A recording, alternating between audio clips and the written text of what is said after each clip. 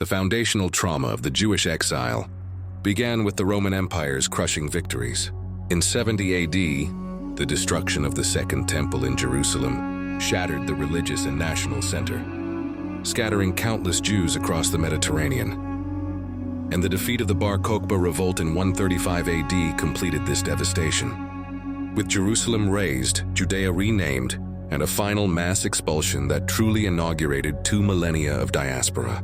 These Roman edicts turned the Jewish people into perpetual wanderers, long before their later medieval expulsions from Western Europe. The story of Jewish exile is often painted in the stark monochrome of suffering, but to understand its true texture, we must look to the unexpected sanctuaries that offered not just refuge but renaissance.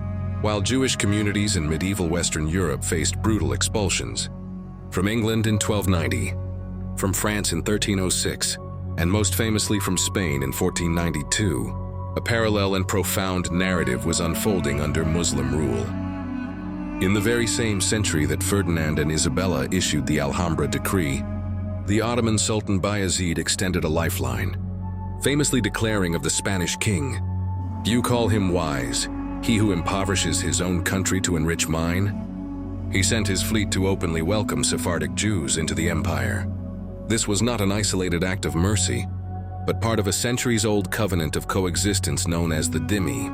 Under this pact, Jews and Christians were recognized as people of the book, afforded protected status, autonomy over their communities, and the freedom to practice their faith.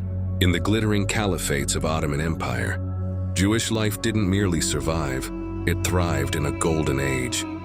Figures like the statesman and poet Samuel ibn Nagrila rose to become vizier and military commander of the Muslim kingdom of Granada.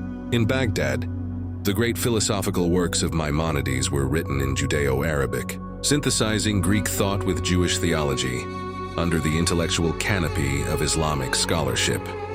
From the bustling ports of Salonika to the vibrant quarters of Cairo, Istanbul, and Fez, these Jewish communities became vital economic and cultural arteries of the Muslim world.